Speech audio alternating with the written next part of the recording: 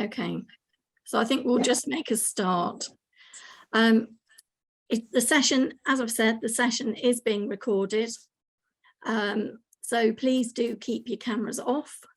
And if you're asking any questions later on in the session, then please just make sure that you're not including any personal information or confidential information, so such as names and forum. Now, on today's session, we have John Wilson from Community Matters, myself, Sarah Lee from Contact, and Kate Hearn, who is hiding somewhere. I can't see anyone apart from John on my laptop. I'm here. Hello. Hello, Kate. And the three of us will be supporting John through the session. So we've asked John to do this session because, as you know, some of you will have been having guidance from us at various points in time, just to check with Community Matters that any payments to parents are sort of processed in, that you take good guidance around how you do that and the employment status of each role. And as of late, HMRC have been tightening up on who gets encompassed into the payroll group of people and people who should be employed. So, and their online checker tool has also changed to reflect this. So if you went through it last year, for instance, this year you might get a different answer. So we've asked John along to help us all understand the recent changes and explain what it means for parent forums and how they pay people. So John, over to you. Terrific. Thank you very much, Sarah. Good afternoon, everybody. It's I can't see you, but that's fine. This is the way things work these days. So we're going to look at this whole thing around remuneration and employment. Who is an employee, who might be self-employed, and what the impact of this is. So just as a start point, let's put everything on the table here. It's really easy to understand. When you've got a volunteer, they're sitting in a room with lots of really highly paid people, probably from the public sector, and they want your expertise. It doesn't feel fair that you're sitting there and not being paid. Absolutely get that. Some of the issues we have to work out is, are people volunteers? Are they paid employees? Or are they self-employed? And it's often really hard to decide which one of those is accurate. And it's a minefield for organisations and for lots of people. So let's have a little look at the differences in those employment statuses. So a volunteer, so these are the people who give their time freely to help an organisation. They might attend meetings, they might do specific work. They don't have a contract. They can choose when and if they undertake roles. They should be entitled to out-of-pocket expenses, so it doesn't cost them to be a volunteer. Now, that's a real key point. Then we have this whole thing about people who are self-employed. So these are people who undertake work or activity, probably for an organisation, and they're paid for doing that. It might be an hourly rate, it might be an annualised salary, and they're responsible for their own tax and national insurance and reporting that to HMRC, to the government, to the tax office. Or we have an employed person, so that person who works for the organisation, the forum if you like, and the organisation is responsible for deducting tax and national insurance from their salary, what they're being paid, and passing that on to HMRC. And they're also responsible for ensuring that the record keeping is up to date with HMRC about who is receiving what and what deductions, if any, have been taken. And an employee might also have additional employment rights, things around holiday pay, minimum wage, all those sorts of things come into scope. And then we have to consider some of the legal requirements sitting around what structure an organisation or a forum has. So if it's a constituted group, so an unincorporated association, they can legally choose who to pay. There are no legal issues about who they pay. However, there's a whole raft of good practice issues. And I'm going to talk about that in a minute. If they're a charity or a CIO, so those trustees or committee members, so those people in strategic control, they cannot be paid except for some very, very specific exceptions. Say a committee member, a trustee is a solicitor, and you need some legal work done. You potentially could employ them to do that in their professional capacity, but they should take no part in the discussion, in the decision to employ them. And the organisation needs to be really clearly assured that the price being charged is appropriate. And finally, we have CICs, and legally with them, directors or committee members can be paid, depending on how the governing document has been written. They can be paid either as staff to do activity or just for being directors. Although, as said in the past, when we've talked about different types of governance, this brings other issues along with it. The good practice point raised earlier when we looked at just constituted groups, and it relates pretty much to any other type of organisation, regardless of their governance structure, is who decides what will be paid. And if it's the people making the decisions, shouldn't really be the same people receiving those payments, because obviously they have a conflict of interest. Yeah, do you decide that we should pay a lot less because that's what we need to do, or do you, because you're being paid, want to be paid the most you can be paid for doing the work?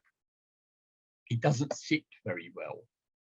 And if you're just a constituted group and you decide to start paying people, and that's paying them to do activity, to do work, if you decide to change in the future to become a charitable entity, it's really hard to stop making those payments at a later date. That's why it's really important to think about this at the beginning. And of course, let's go back to where we started on some of this. People should not be financially out of pocket for undertaking activity on behalf of the organisation as a volunteer. So it's really acceptable, to pay expenses. And that might be for travel or subsistence, might be for childcare, might be telephone calls, or even if the role requires using broadband, making a contribution to this. But it has to be seen, this is about making a payment to cover out-of-pocket expenses. So things somebody has had to pay in order to allow them to volunteer for you. We get really tied up with what people call remuneration. People are using the term honorariums, they're using stipends, fees, other payments. I thought it might be useful just to have a quick look at what the definition of some of these are. So fees tend to be a flat rate paid to someone for giving up their time to carry out certain duties, and it's taxable. It's nice and easy. An honorarium is theoretically a token payment made to bestow recognition that an individual has done something for which payment is not necessarily required, but it would be nice. And it's not usually a price set for it, but again, that would be taxable.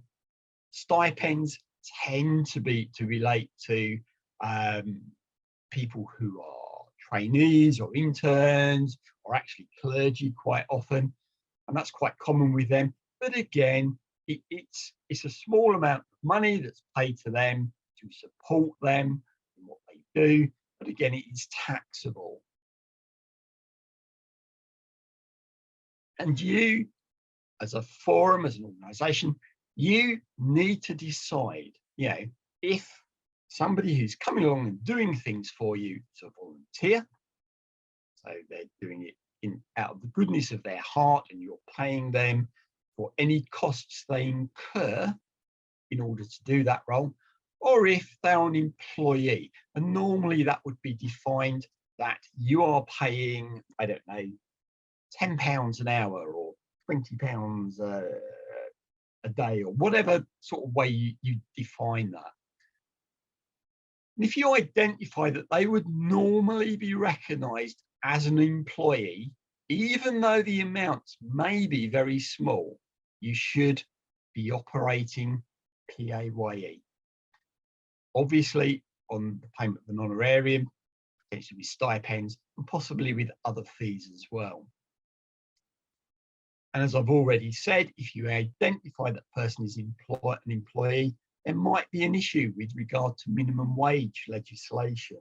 And there has been some cases for this relating to some of the NHS and the work they do with volunteers, where they pay them an hourly rate, although they say that they're self-employed and responsible for their own tax. One at least has been caught not paying the minimum wage for that piece of work. And what are the penalties for getting it wrong? Well, if you don't deduct tax and national insurance under PAYE because you don't think a volunteer is an employee, HMRC later disagree with you, you will have to pay all of the unpaid tax and NICs as well as a penalty. And even if there is no tax or NIC to be paid, the fact that you haven't informed HMRC is likely to result in a penalty being applied to you. So, how do you know if somebody's an employee or self-employed? And that's something that comes up quite regularly when we do work with forums. Quite often they have people who do administrative work for them that they say are self-employed. And the questions you have to ask are, do you have the right to reject a substitute person? In theory, if somebody is self-employed and they get a better offer on the day they would come and do work for you, they could send somebody else to do that work for them. Do you have the right to reject that? Do you have the right as a forum to move that person from the task they've originally agreed to do something else? You have the right to decide how the work is done, or what the hours that person is going to work are. Is it very open-ended? There's just a piece of work to do, or is it that we want somebody to come and do this, I don't know, Monday to Friday, 10 till 2? Does the organisation have the right to decide where that person does the work? Again, you have to decide about this. And actually, will the person have to fund any other costs before you pay them? And to be honest, quite often this is more than just that they have to have a bus fare. It tends to be about, in a lot of cases, think about a taxi driver, probably would have to buy a car in order before they go and be a minicab driver. The point is, most of the legislation is not written to take into account what you do. It is very generalised. Does the organisation know who will be doing the work? I would hope so. And what would happen if you weren't happy with the work the person did? How would they have to put it right? Would they just do it? Would you have to pay them more? I don't know. And a really key one to consider is, how would that person introduce themselves? The HMRC tool talks about consumers and suppliers, but basically to any other stakeholder. If they picked up the phone, how would they introduce themselves? You also consider what happens, are they allowed to work for another organisation? because quite often if they are doing work for another organisation, that would be a good indicator that they were self-employed. And then this thing about, would it take up the majority of their time? I would suggest that for most forums that would not be the case. So the HMRC have a really useful checker tool. It's a whole series of questions you go through. It's pretty much yes, no answers. And the really good thing here is that if you use that tool with anybody who is involved within your forum, HMRC say they will stand by the result you get from the tool. If it says not employed, great. HMRC will stand by that. This comes with a health warning though.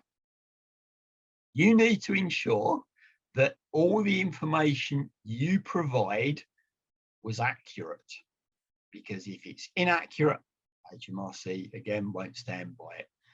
And the other point to make is you need to answer it honestly all the way through, rather than answering it in a way to ensure you get what you consider to be the right answer. Because if they find that you've contrived arrangements designed to get that particular outcome, that would be deliberate non-compliance and actually would attract a higher penalty if you did that. The thing is, sit there, look at the tool, work your way through it, as honestly as you can, and see what you get as a result.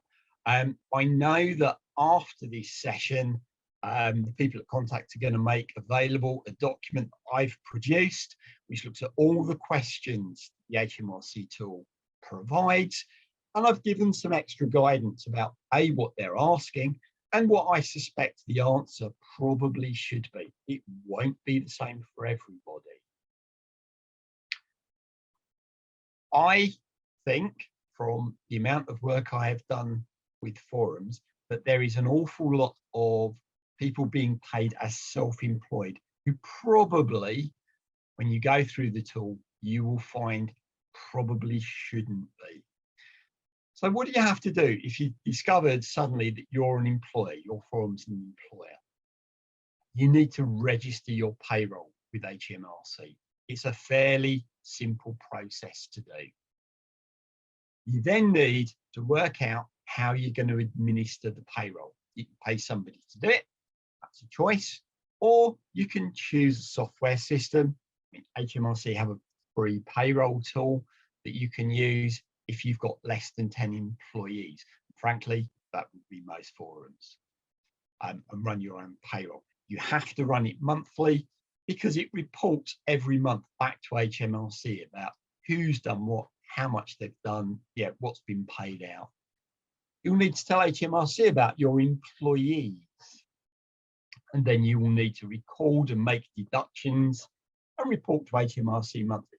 I really don't think you will make deductions. I don't think most people working for forums actually do enough hours or receive enough pay to come into that element of deductions, but there is still that requirement to report monthly. And obviously at the end of it, you have to pay HMRC. It's really quite, quite easy. And I think at this point, I think it was somebody else was going to come in and do this, or I can do it. It's your choice.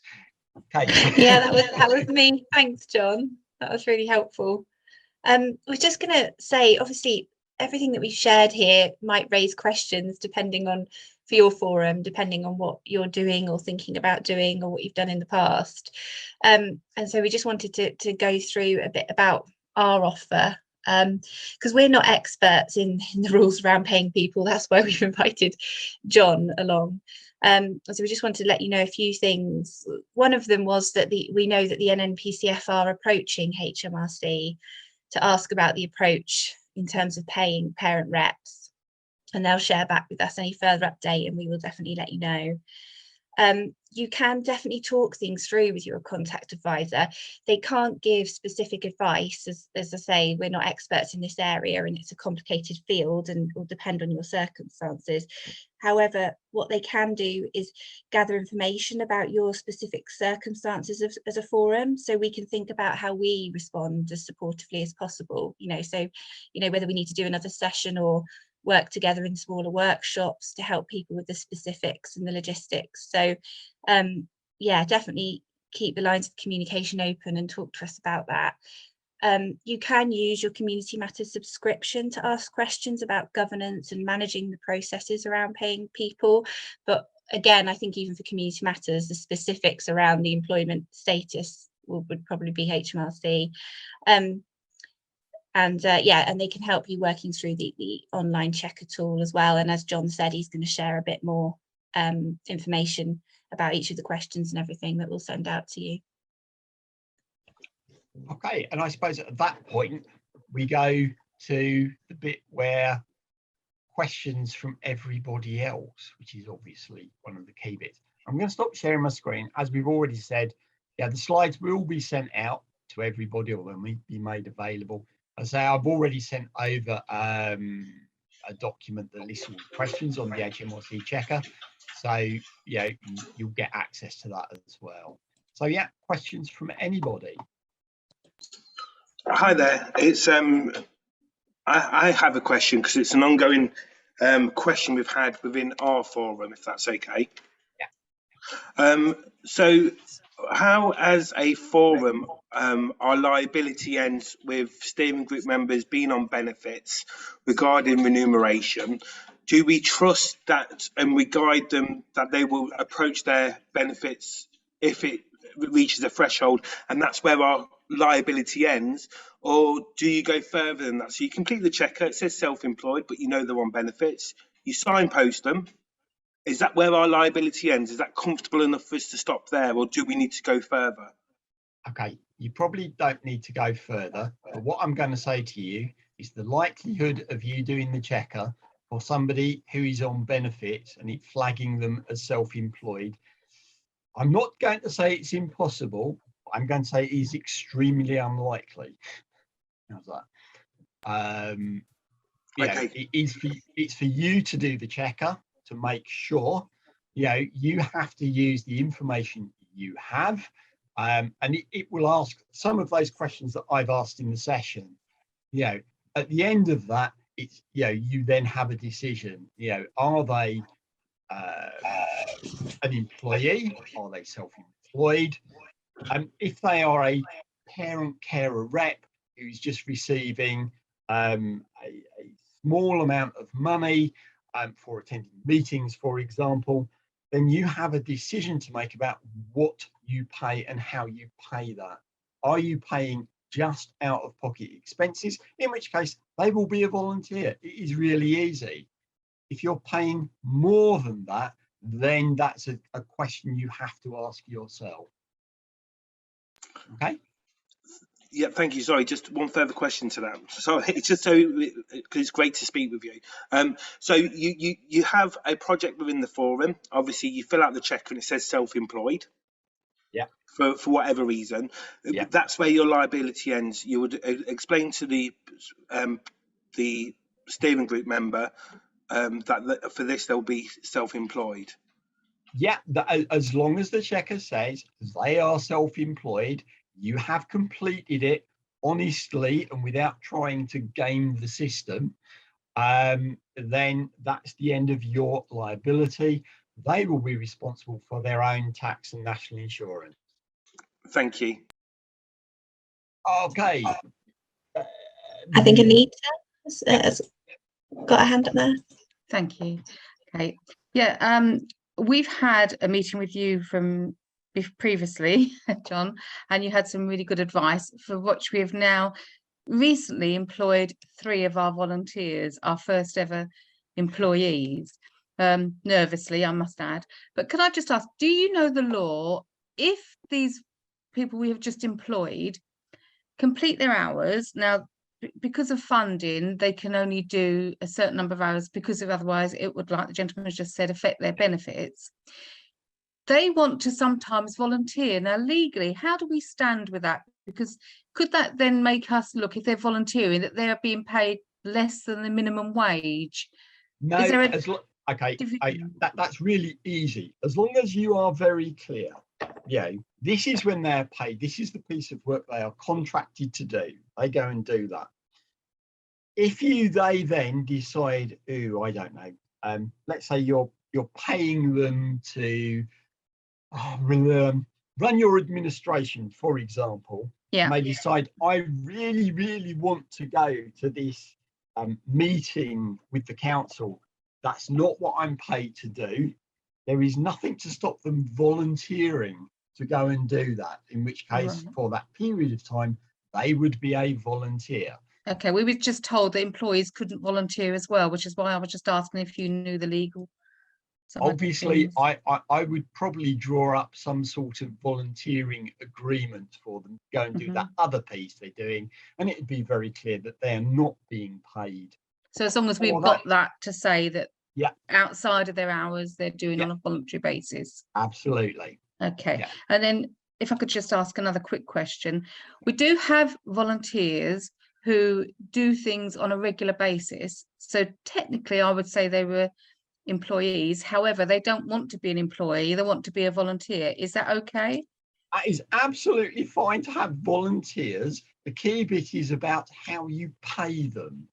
If you only pay them for their expenses, their out-of-pocket expenses for being a volunteer, absolutely fine. Then that's Not a fine. problem with that at all. And would you recommend we get them to sign something to say that they choose not to be an employee and they're just or not? No, but I would probably produce something. It tends to be called a volunteer agreement. It Yeah, says- we've got it on the that. volunteer agreement. and That's that fine. would be fine. I can see we've got something from, it looks like Kelly or Keely, but if I can pick up a couple of things in the chat first. Okay, Got thank somebody's you. asking about, do self-employed people have to give their UTR number on their invoices? No, that's fine, as long as you've made sure that they are properly self-employed according to the tool, that would be fine. Also, somebody's asked about if you employ somebody, do they have to have a contract? Okay, legally, no, but there is an implied contract. I think it is always better to have one that everybody signs, that everybody knows what's happening, what they're signed up to. Somebody's asked, is there a template to help parent carer with their tax returns? No, there isn't. You would probably have to take professional advice for that, I believe. There are some restrictions around who can do certain things. Tax returns shouldn't be overly difficult. I think somebody can point you in the right direction. And I don't understand, somebody's asked about, do you need to share your NI? I don't know, if you want to give me a bit more detail, I'll have a look at that in a second. But at that point, I think we'll zap over to, is it Kelly or Keely Wright? Hi, it's Kelly from Sefton. I just have we've just recently became a CIO. You helped us with that, John. I currently sit as one of the trustees because there's only 5 members of steering group. Yeah. So all 5 of us are trustees. Now, I approached the girls a couple of weeks ago and said, I'm looking at having to leave because I'm going to have to look for employment. And a couple of them suggested we look into them paying me as the secretary, which is the role I do now. So we had a look online and it said I wouldn't have to step down as a trustee, but I'm under the impression I would. No, you would. You would have to step down as a trustee if you're going to be paid to fulfill a function. You can't be a trustee. That's not to say that you can't go to the meetings. Yeah.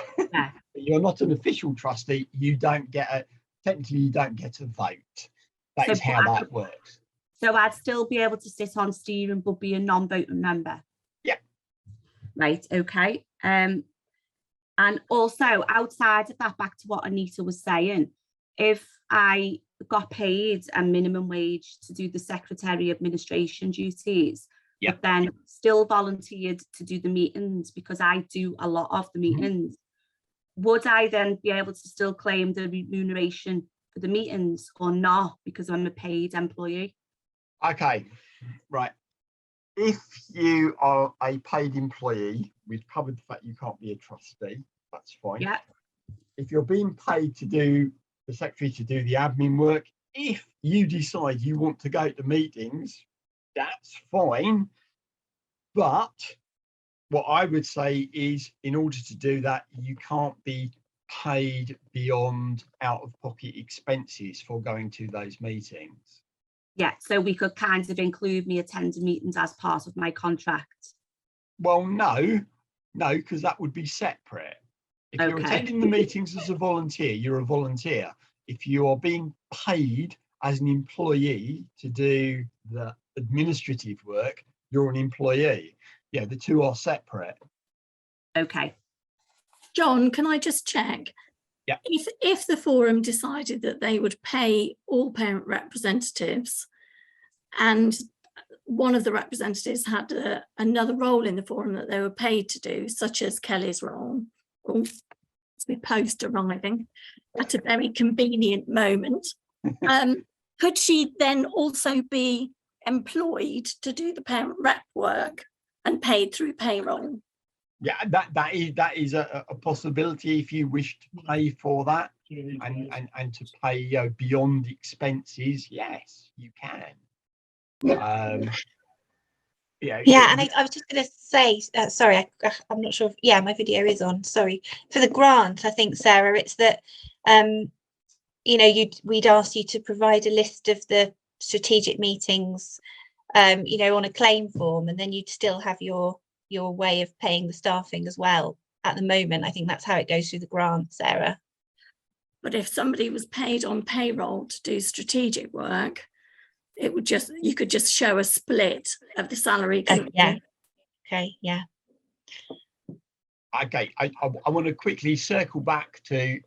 I think the question somebody's asking about sharing their NI. So somebody says they're self-employed. You don't need to give their NI number to the forum. They don't give anything to HMRC. There is no reporting to HMRC. The self-employed person is responsible for their own reporting.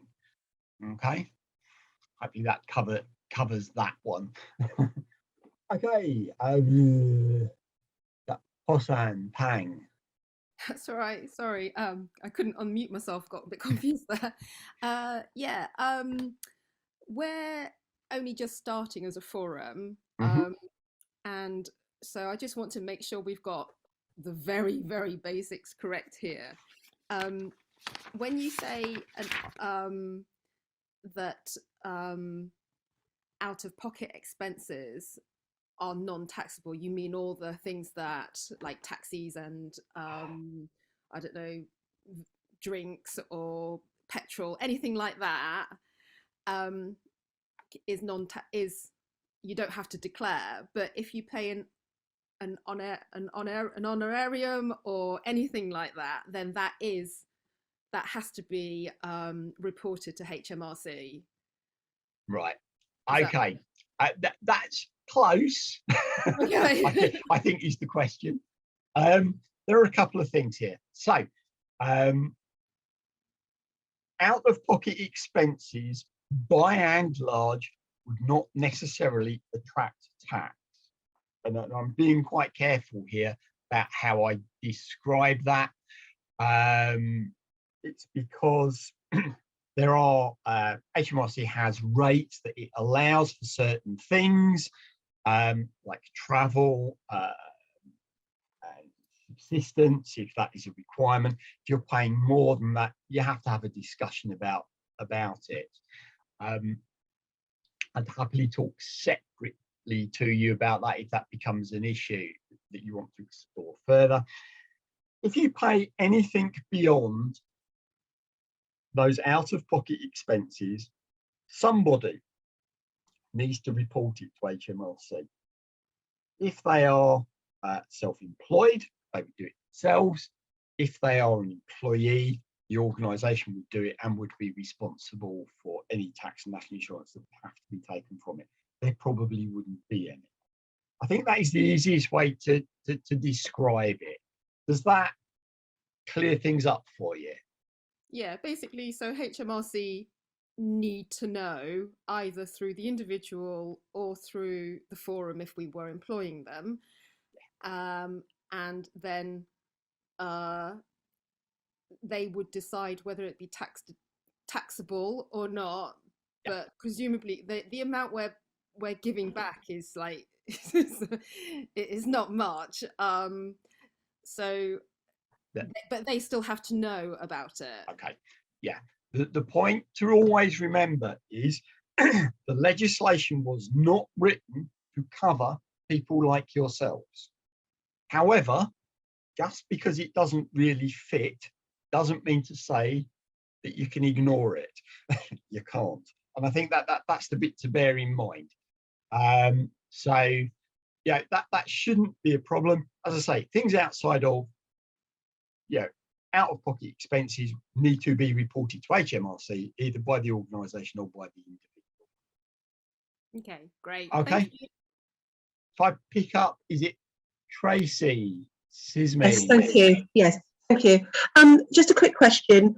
Within our forum, we have some employed staff, and we also have parent reps that go to meetings. They fill in a claim form, and on the bottom of the claim form it is written, you know, in no uncertain terms, that you are self-employed, and it is your duty to, pass this on and make sure that you do what you have to do. They have the choice whether they go to the meetings. We offer the meetings up. They please themselves whether they say yes, they can do it.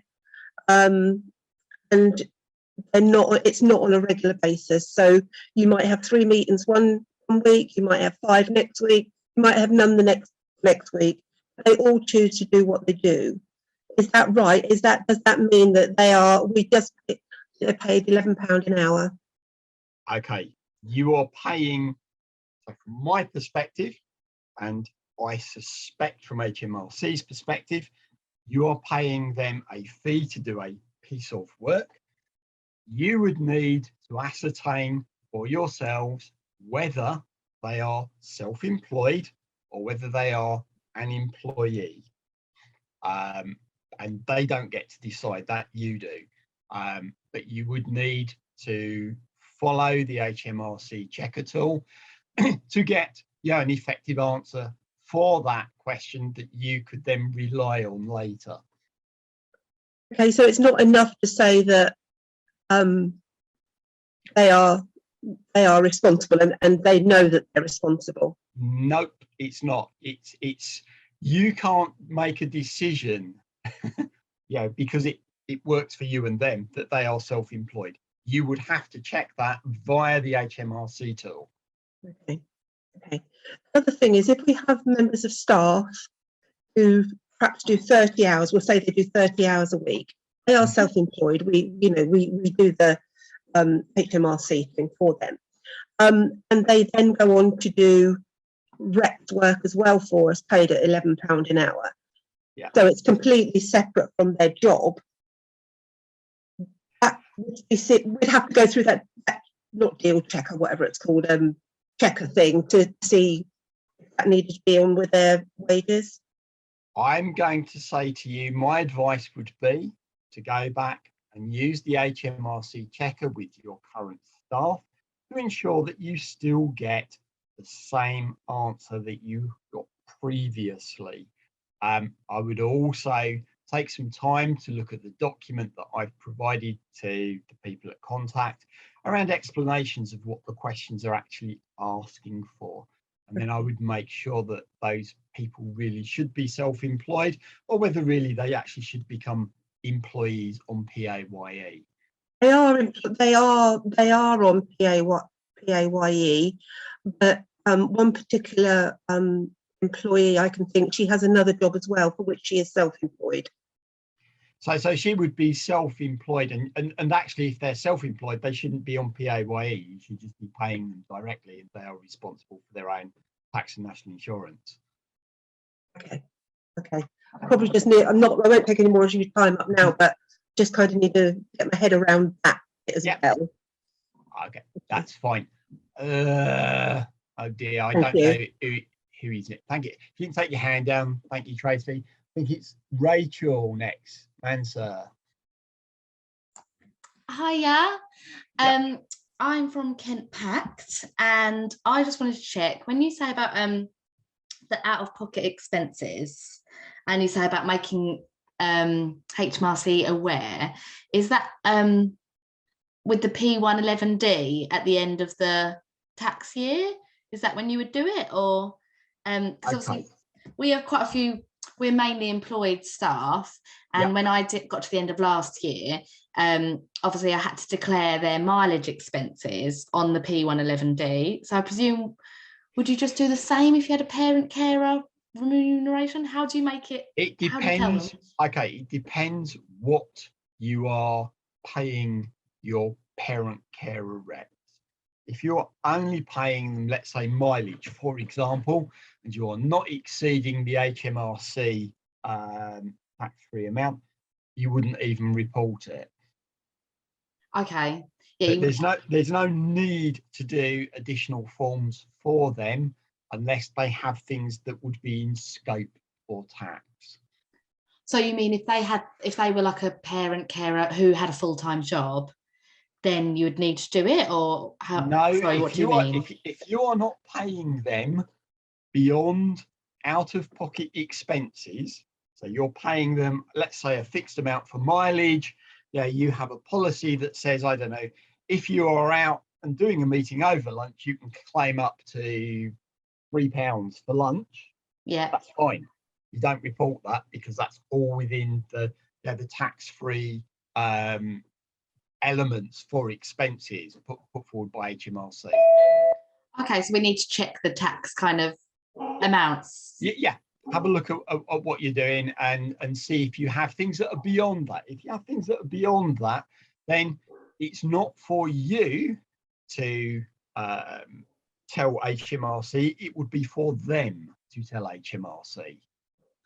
Okay, and so sorry, should you have something like a volunteer agreement then that says before you be a volunteer, we pay this much mileage, we pay this much for lunch? Is that a kind of standard, or is it just that it's a free flow conversation? It would be good practice. Okay. that means everybody understands what is being expected and what is available. Yeah.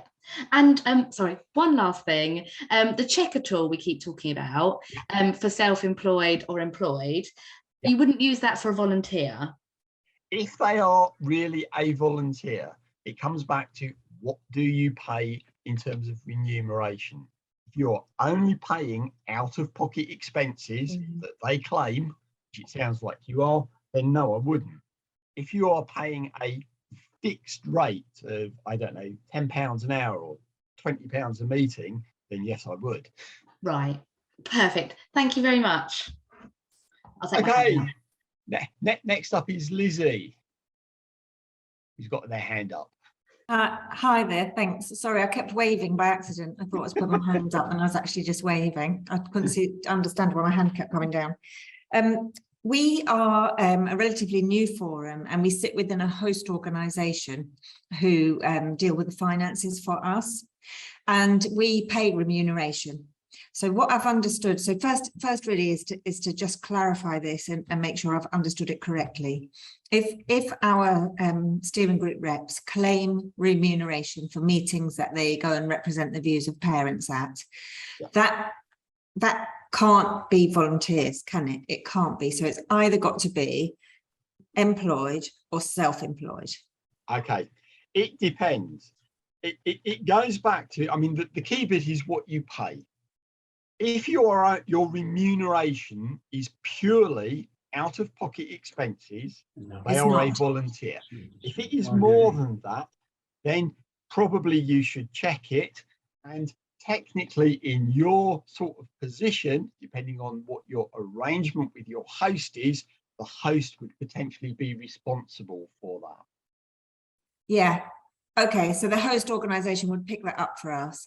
So just to be really clear, so because of the remuneration, because now many of the meetings are online, there's often, you know, I mean, I'm sure there could be little expenses like your electricity bill and your broadband, like you were saying earlier, but actually there isn't food and travel and things like that because they're doing it from home online. So it is for their time. That's what we're paying them for giving their time. If you are paying them for giving their time, then they will either be employed or self-employed. Okay, that's really helpful. Thank you. Okay, Carol, next. Right, I think I've got my head around it, but if I give you a scenario, can you just say, yeah, Carol, you've got your head around it? So doing a tender process with the local authority, they want parents to partake in that. They're going to do training, they're going to do that, and they will refund remuneration. They will that. Are you saying that those, so we go out to the wider membership, we go out and say we're looking for these people come forward. Are you saying, I think you're saying they are going to get, you know, £10, £11, whatever, we have to check on the checker? Absolutely, yeah. Oh my God.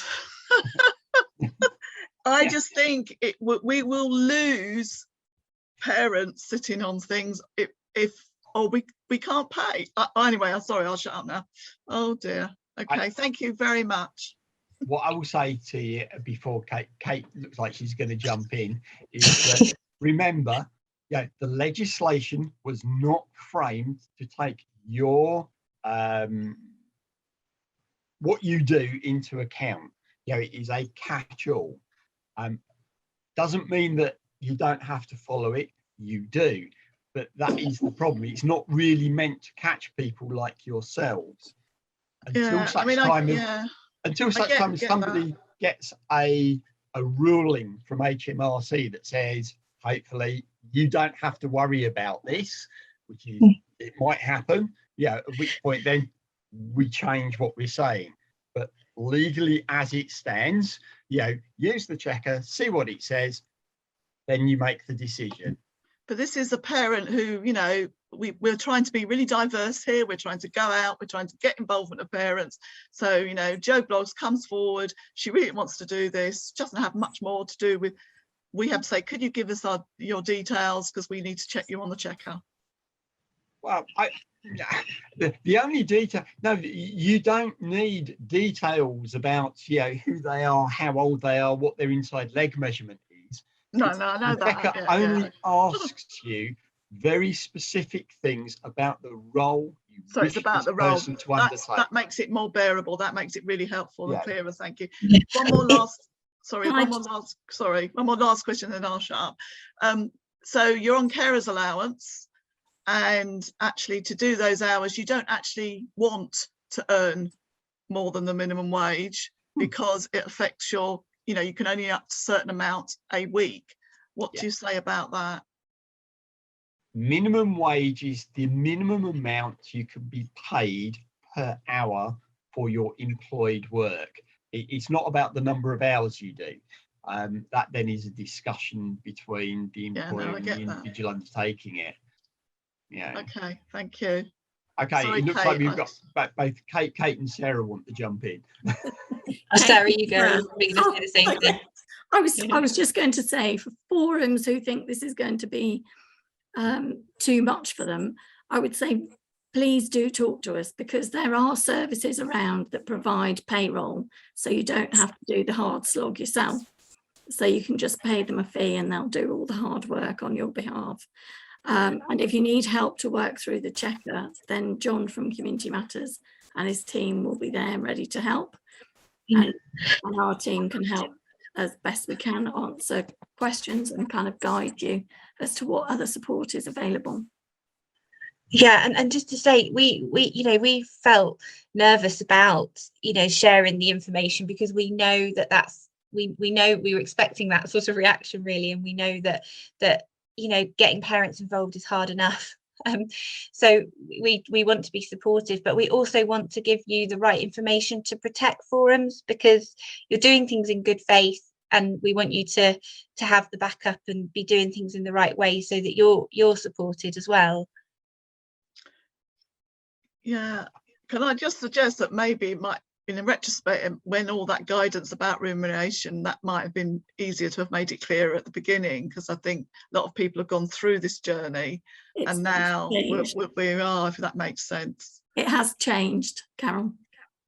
It's been a changing beast. Oh, well, that's all right. It's okay. I'm just in panic mode now. All our wonderful volunteers we might lose. Do not panic. It's been a changing beast over the last few years, and I blame Uber.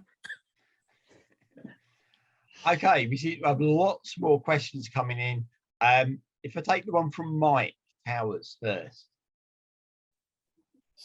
Yeah, thank you. So if a steering group member receives an hourly rate for attending meetings, online or offline, is it the responsibility of that individual member to register with HMRC as self-employed, or is it the responsibility of the forum or the host organisation to give them an employment contract?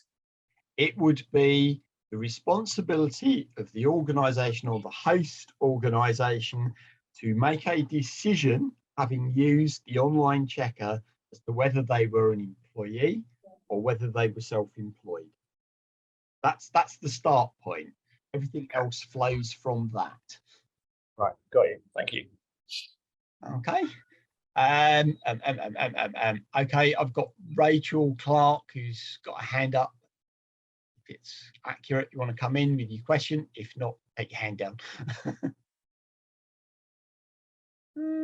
No, I don't know if these people have got their hands up. I have got my hand up and I do have a question. Okay. Sorry, I was just muted on 2 buttons. Just So for a second, John, just to flag up that there are some questions in the chat as well. Yeah, I know. I've seen some of these as well. Okay. I just wanted to go back to an earlier question, which mentioned both being employed and self-employed. So we have 3 employed members of staff, all obviously on payroll. We employ somebody to do our payroll for us. One of those ladies also has some self-employment, and that can run alongside. I'm not incorrect in thinking that, am I? No, it absolutely can. You know, it doesn't, because you're self-employed in one place doesn't mean you're self-employed everywhere. You can choose to be an employee. Okay. The issue tends to be when somebody is going to be self-employed and it is their only piece of work that they do. It's quite often hard to actually square that they really are self-employed. In your case, no, there's not a problem. Okay, brilliant. Thank you. I want to try and pick up some of the vast amount of questions in the chat. So Michelle's asked who can set hourly rates for self-employed reps. Well, the forum itself would set the rates that it wishes to pay. For example, in terms of payment. Okay, somebody's asked about many forums are small. People do lots of different things. Can the tasks be separated in terms of payment, or would this difference in role not be recognised by HMRC? Let's go back to what I said earlier. If you pay expenses, they are a volunteer. If you pay beyond out-of-pocket expenses, they are an employee or they are self-employed. And that cuts right across everything. Yeah, you can be both paid to do work and a volunteer at the same time for different roles. That is absolutely fine. You have to define whether that person is an employee or whether they are self-employed. Okay.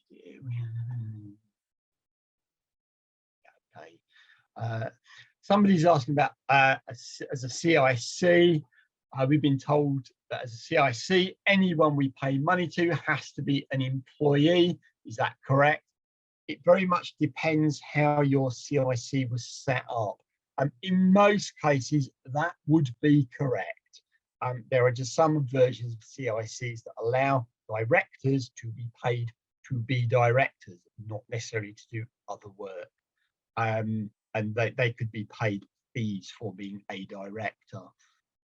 But I suspect, having seen a number of CICs for forums, yours will not be in that structure. So everybody getting money would be an employee.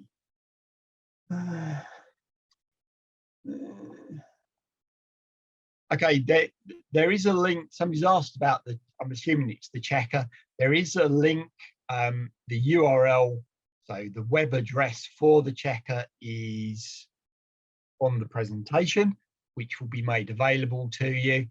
And I think somebody's also put it into the chat as well. Actually, somebody's just done it. That's good. Somebody's asked about food vouchers count as payment to be declared. Officially speaking, any vouchers that are provided to an individual actually would have to be declared because it's the same as receiving money. Come back, pick up, is it Kelly again? Kelly Wright. Yeah, I just want to be really, really cheeky and ask, because it's the treasurer who really should have been on this meeting, but unfortunately she's on holiday. Would it be possible for either yourself or Kate or Sarah to just put a brief email together for us, just to outline what you've said about the remuneration, how, sorry, my dog's decided to whine, about what the expectation, so just to outline basically that if you do get paid beyond expenses, you're employed or self-employed, if it's not out of pocket, just the brief rules that you've discussed, because I've got an idea that I'm going to go back and get it all wrong. I think the slides do say that, don't they, John? I hope so, but if you find they don't, just drop me a line and I'll put something together for you. Right, okay, it's just because I kind of didn't get that from the slides. I don't know whether I just missed it. Okay. Yeah, I mean, we can reiterate anything to you, that you need us to, really, that's been said. So I think as part of it, we'll definitely be sending out the slides. But like John said, you could say, what about this bit or that bit? And we will definitely reply and share. Okay, thank you. There's a question in the chat that either Kate or Sarah is going to have to pick up because it's to do with the grant. I can't see it. So it's the very last question at the very bottom. Okay, so if they're employed through the forum for remuneration for meetings, would that still come out of the remuneration pot of the DFE grant or staffing? Because otherwise, surely the whole remuneration bit is defunct because it would all just be staffing. I have been thinking about that, the categories, Sarah. I would include on the proof of expenditure for the staffing that you provide, I would show a percentage split to show how much is staffing and how much is remuneration how much is strategic work, if that makes sense. If not, please email me. Right, okay, because obviously we've already done it now. The pots are already split. That's fine. Just split the, just show on the actual thing, or an email to the grants team when you submit your monitoring to say in the staffing, X% of this is for strategic work, and it wouldn't. It would be the other way around. So there's a pot for remuneration in which we've got money, which will pay people remuneration, but now they're going to be employed or self-employed, so that's staffing. Okay, do you see what I mean? Just to help you understand, for the benefit of the DFE grant monitoring form, the remuneration budget heading is just for strategic work, and the staffing budget heading is for any paid admin, forum development, forum coordinator role. So although it says staffing, it doesn't mean anyone who's employed for any role. Does that so it doesn't matter that they're employed.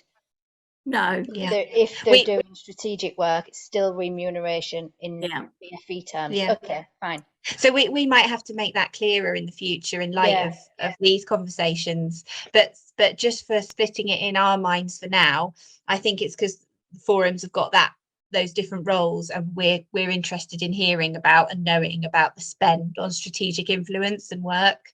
But I think for the future we can think about how we word it to make it clearer. But what you've done now is fine.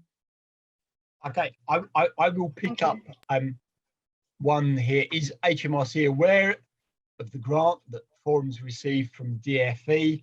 The answer to that is probably no, and it doesn't really matter unless you are a CIC, in which case if you haven't spent it all by the end of the year, you get taxed on it. Yeah, can I pick up next? I think Lizzie's got her hand up again, so pick up a question from there. Yes, please. Sorry, got my hand up again. Two things. One is about, somebody mentioned already about vouchers. Now, we do use vouchers, but our steering group don't get the vouchers. We would use vouchers to really as a thank you to people from the general membership who might come along to a meeting and contribute and give their views for a consultation on different things. So we did one recently for preparing for adulthood, and anybody that came got a little voucher.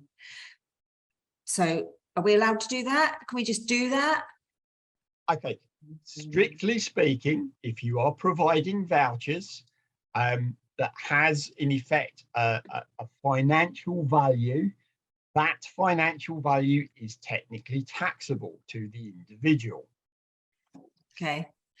But remember, anyway, the second question is also about remuneration, and we Autism in Schools project. I'm sure other forums are doing that too, and we have been given money in addition to our grant to fund this Autism in Schools project, and particular reps are investing time in that work, and there's quite a lot of work associated with it, and it's not just strategic work. A lot of it is, there's all different types of work. They go on training, and they're doing some administration, and they're attending meetings, and they're supporting other parents. So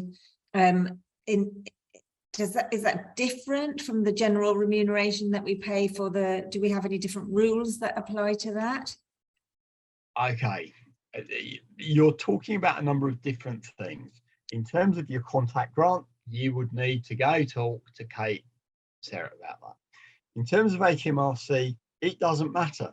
If you're paying somebody more than out-of-pocket expenses as a volunteer, you're potentially paying them to undertake activity. And if that is the case, you will need to go through the tool to work out whether they are employed or self-employed. And it doesn't matter if they're doing a schools project for you, or they are going to lots of strategic meetings, or they're doing your admin. It's the point is they are being paid to undertake that activity. Thank you. That's helpful. Thanks. And thanks, Heather, as well. Thanks. Okay, Rachel. About self-employment, that was it. So someone obviously alluded earlier that if we're now going to say to people, oh, you're self-employed by attending this meeting because we're going to pay you a tenner, what does a self-employed person have to do? Because obviously you can earn up to £6,000, right, without having to pay any tax. They would still have to do self-assessment. They'd have to do a self-assessment form with HMRC and show what other income they had received, and HMRC would then decide whether it's taxable or not. It's a complete ball ache then, basically. You said it, I didn't. As somebody who's done self-assessment forms every year for the last 30 years, yeah, it can be a nuisance. It's not overly onerous, or it doesn't have to be. But technically, I think the question you're asking the wrong question. You're saying they would be self-employed. You would have to check whether they were or not. Yes. So say it came out they were, like you before, because I suppose you're going to put in the stuff and it's going to say they're employed or self-employed, and then if it says they're self-employed, you'd have to direct, because obviously then the parent carer, I know if it was me, I'd be like, what the hell does that entail? You'd be like, you just need to, would you say at the end of March you have to fill out this as self-assessment, or when do they even have to do it? Okay, right. So Sorry. let's deal with this in the simple way. They are responsible for doing it, for informing HMRC. Nothing to do with you. It is entirely up to them. It is their responsibility. Please note the stress around this.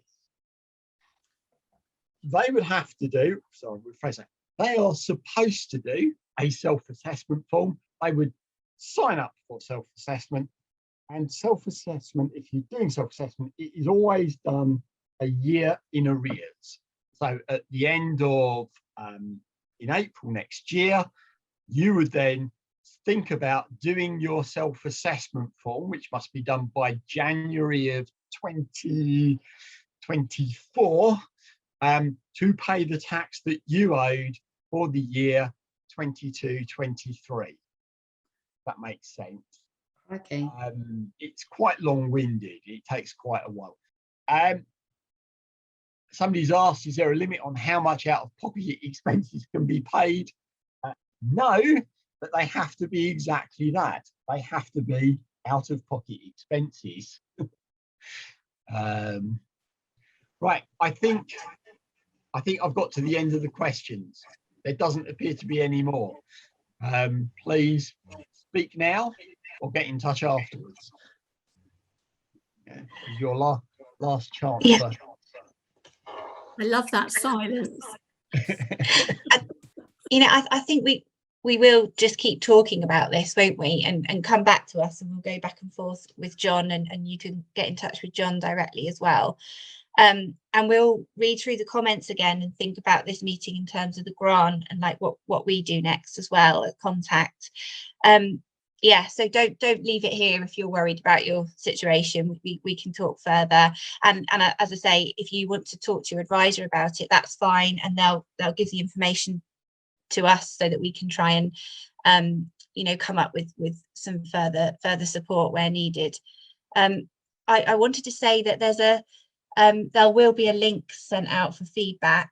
I would say please do give us your feedback, but email us directly with your questions, if you see what I mean, about your specific circumstances, because we can't solve everybody's circumstances on the session, but hopefully we can support people to get to a point they're comfortable with and that's in line with the rules, you know, as we continue.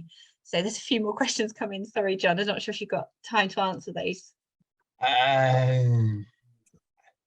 Okay, the one about vouchers, I think I've covered backwards and forwards already.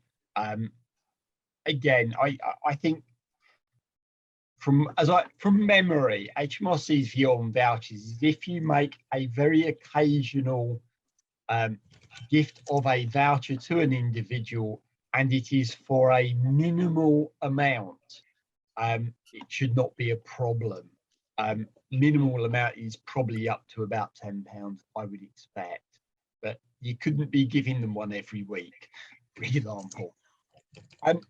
Rolled up holiday pay, yeah. Rolled up holiday pay, you can do that. It depends how you're paying people. You can pay them quite often. I think last time I did this, I had a member of staff who was term time only. We just used to pay their holiday pay as a little bit extra on their hourly rate, having calculated it. The person who's asked about self-assessment, I'm going to say the easiest way is go talk to HMRC, because they will give you what is their up-to-date view on when you need to register for self-assessment. And I don't want to tell somebody something that's wrong today.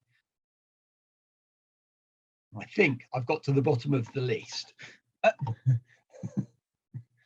Thank you so much, John.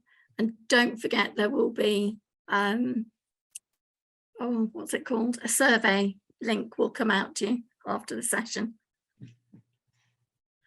Anything else, Kate, or shall we round up here? I think that's probably most of what's in. I don't think there seems to be any more sort of questions. Brilliant. Thanks. Sorry, I didn't realise I was on mute. I thank you, everybody.